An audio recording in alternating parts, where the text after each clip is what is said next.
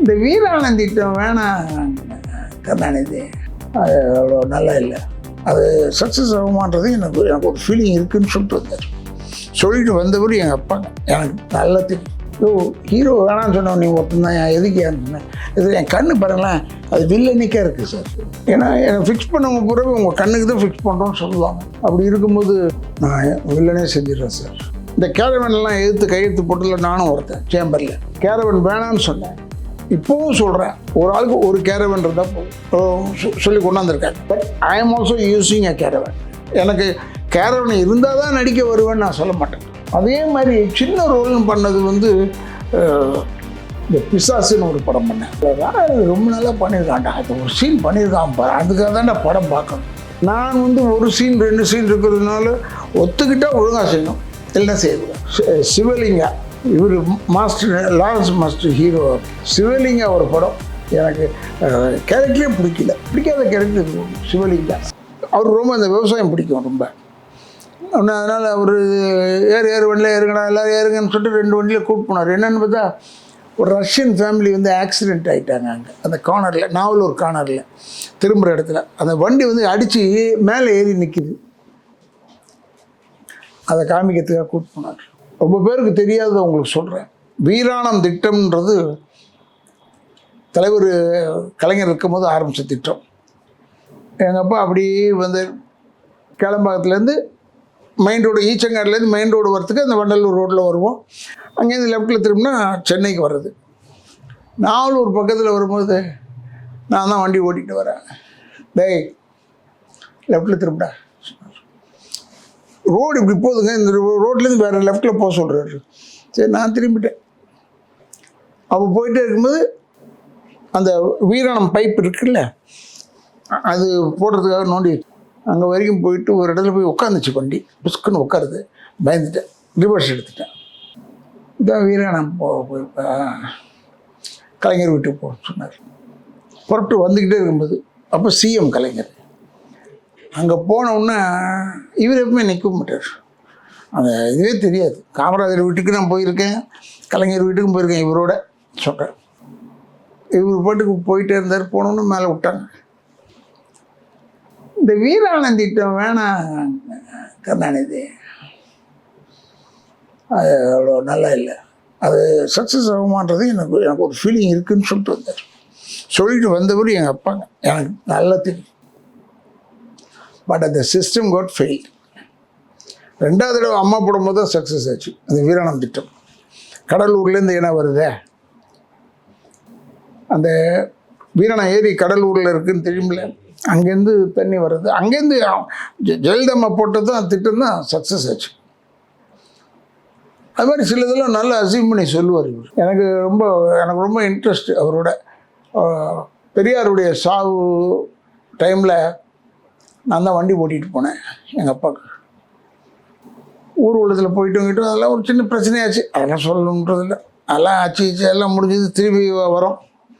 எங்கள் அம்மாவை கூப்பிட்டாரு, தானா உன் பையன் நல்லா ஓடுறான்டி வண்டியை, நீ வாடா மைசூருக்கு வாடான்னு சொல்லிட்டாரு. சமையல்காரன் ஷூட்டிங் அங்கே நடக்குது. நான் கூட போனேன். ஏன்னா முதல் தடவை போகும்போது பெரியாரை பார்த்துட்டு வேலூரில் பார்த்துட்டு வந்தார்.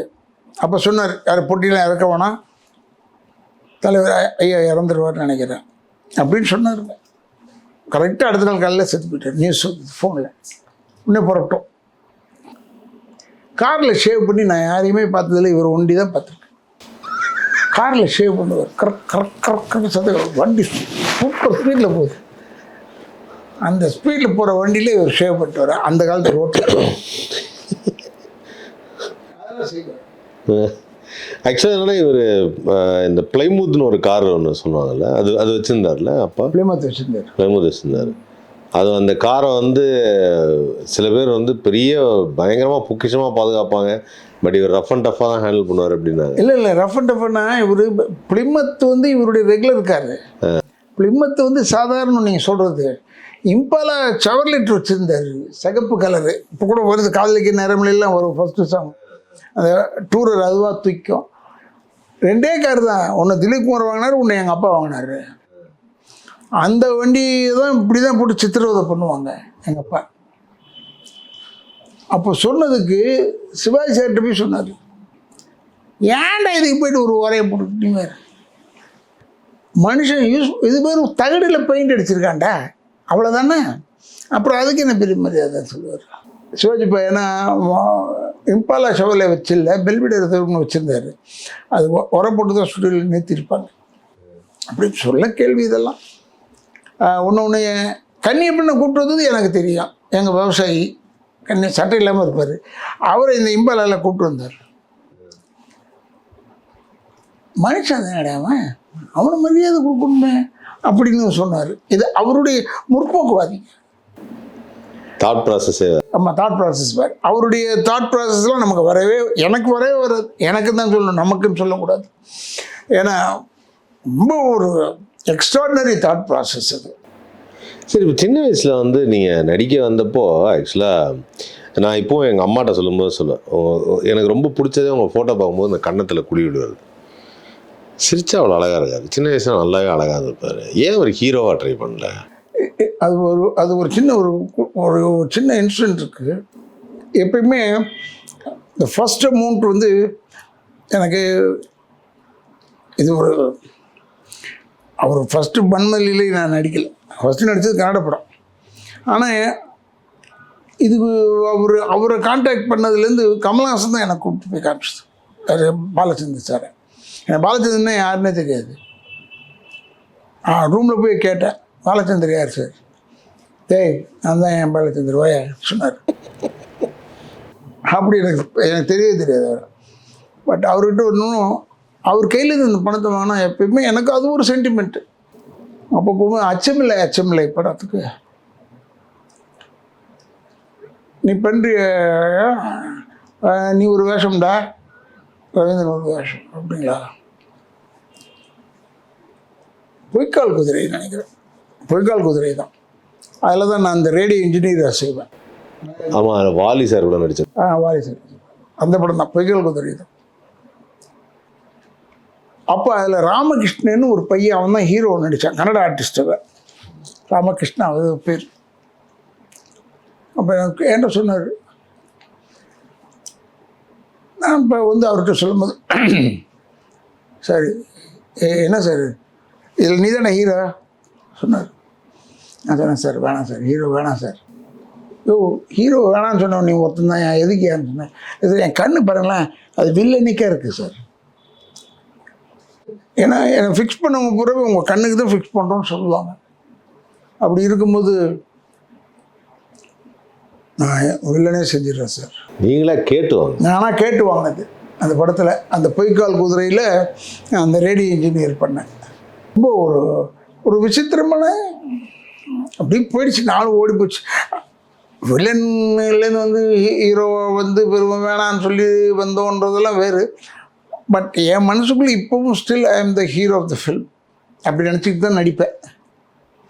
ஏன்னா நான் நடித்த சீன் எங்கேயுமே உட்காரக்கூடாது, அது கில்லர் இன்ஸ்டிங்க்ட் இருக்கும். எதிராளியை கொண்டுட்டு தான் நான் நடிப்பேன், நடிக்கிறதுல மட்டும்தான்.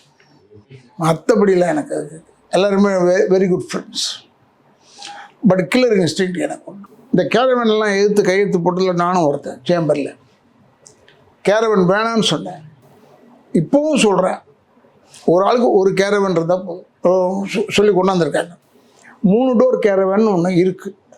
அதை யூஸ் பண்ணாலே என்ன இவங்களுக்கு தங்க தகட்டில் எல்லாம் வந்துருச்சு. போய் அடித்தா ஒன்றுக்கு, போய் அடித்தா இப்போ கவுஸ் போகிறோம், டாய்லெட் போகிறோம். அது மாதிரி இல்லாத இடத்துல இதெல்லாம் பண்ணால் நல்லது. ஏவிஎம் ஸ்டுடியோவில் போய் ஏன் பண்ணணும்? ஏவிஎம் ஸ்டுடியோவில் தான் யோகாட் காட்டேஜஸ், யோகாட் ரூம்ஸ் எல்லாமே இருக்குது. அந்த மாதிரி எனக்கு வர்றது அது ஒரு தாட் இருந்துகிட்டே இருக்கும். அதுக்கு நான் எதிர்ப்பு சொல்லிக்கிட்டே வருவேன். பட் ஐ ஆம் ஆல்சோ யூஸிங் அ கேரவன். எனக்கு கேரவன் இருந்தால் தான் நடிக்க வருவேன்னு நான் சொல்ல மாட்டேன்.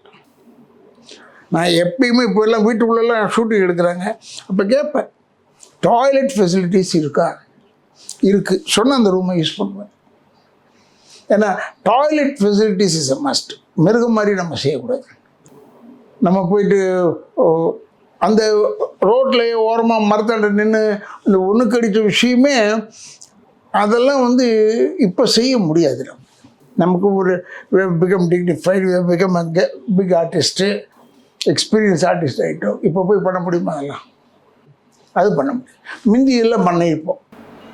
பட் ஒரு பீரியடில் வந்து வில்லனாக நடிச்சிட்டே இருக்கும்போது எங்கேயாவது இடத்துல ஒரு டிரான்ஸ்ஃபர்மேஷன், அதில் எனக்கு சில படங்கள் வந்து இந்த கமல் சாரோட நடித்த ஒரு படம் ஃப்ரெண்டாக நடிக்கிறது, உயர்ந்த உள்ளம். அதுக்கப்புறம் வந்து நட்புன்னு ஒரு படம்.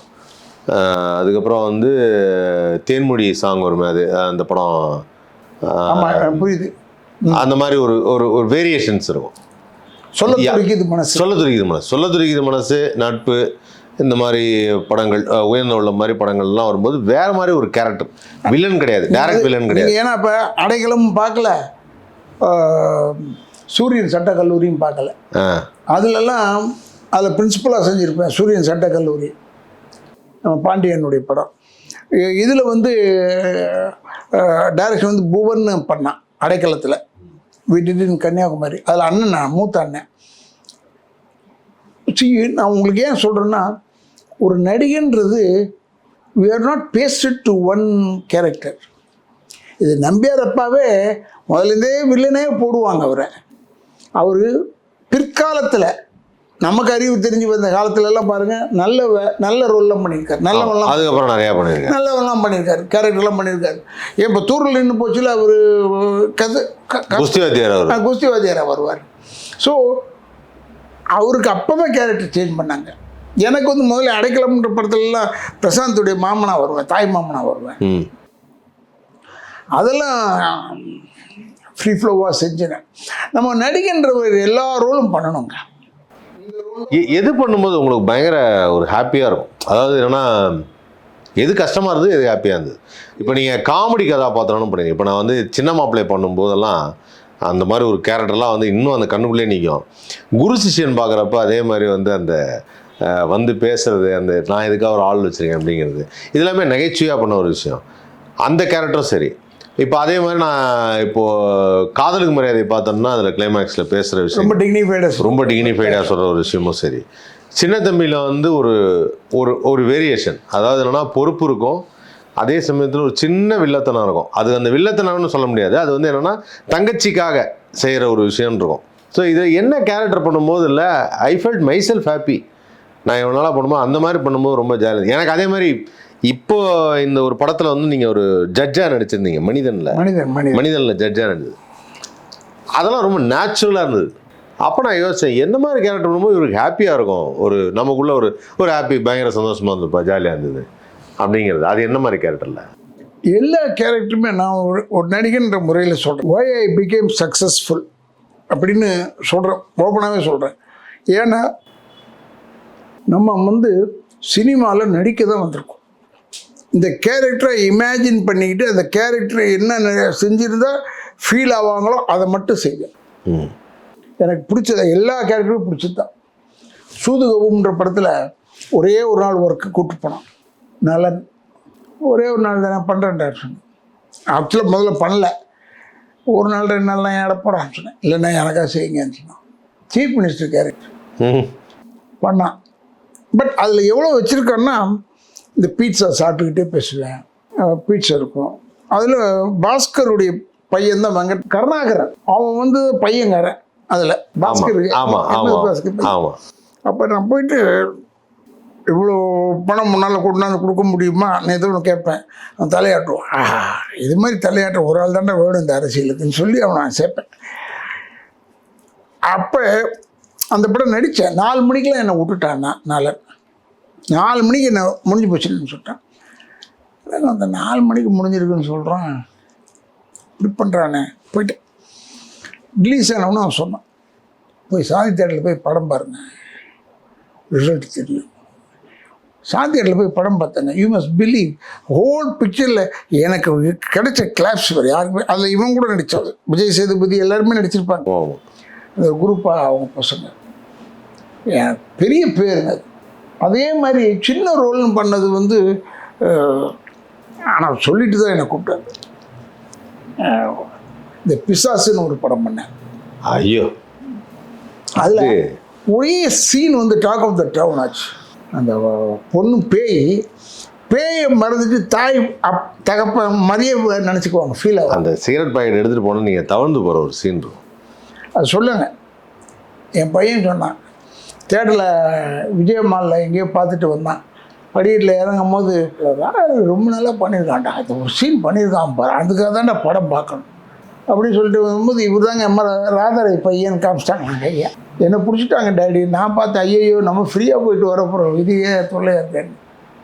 அது ஒரு நல்ல ஒரு கேரக்டர். அதுக்கு நான் வந்து ஒரு சீன் 2 சீன் இருக்கிறதுனால ஒத்துக்கிட்டால் ஒழுங்காக செய்யணும், இல்லைன்னா செய்யக்கூடாது. இப்போ நான் நேற்று கூட ஒரு படம் கேசட் வெளியிட்டு விழான்னு என்னை கூப்பிட்டுருந்தாப்புல. அவன் டைரக்டர் பிரசாந்த்னு பேர். அது மறந்தே போயிட்டேன். நான் எப்பயோ நடிச்சதுன்னு நினைக்கிறேன். இப்போ தான் நடிச்சிருப்பேன், பட் ஞாபகம் இல்லை. ரொம்ப வருஷத்துக்கு முன்னாடி பேசுகிற டைலாக்லாம் எதுவுமே ஞாபகம் இல்லை. பார்த்தேன் இதில் நான் டப்பிங் பேசிட்டேனான்னு கேட்டேன். ஆனால் டப்பிங் பேசிட்டீங்க, நான் பேசிட்டதே தான் எடுத்தோம். அப்படியா? ஏன்னா சின்ன வேஷம், ஒரு போலீஸ் ஆஃபீஸர் வேஷம். அது எதுலேயுமே நான் என் கேரக்டரு கில் பண்ணுறது விட மாட்டேன். அதில் படங்கள்லேயே எனக்கு சுமார் என்ன படம், சிவலிங்கா, யார் இவர் master, Lawrence master hero. Sivalinga ஒரு படம் எனக்கு கேரக்டரே பிடிக்கல. நீங்கள் சொன்னது பிடிச்ச கேரக்டர், எல்லா கேரக்டருமே எனக்கு பிடிச்சி தான் செய்வேன். பிடிக்காத கேரக்டர் இது சிவலிங்கா. ஓகே. அண்ட் அது டைரக்டட் பை வாசுன்னு நினைக்கிறேன், P Vasu. Okay. P Vasu படத்தில் எதுவுமே நான் சோடையாக போகவே மாட்டேன்.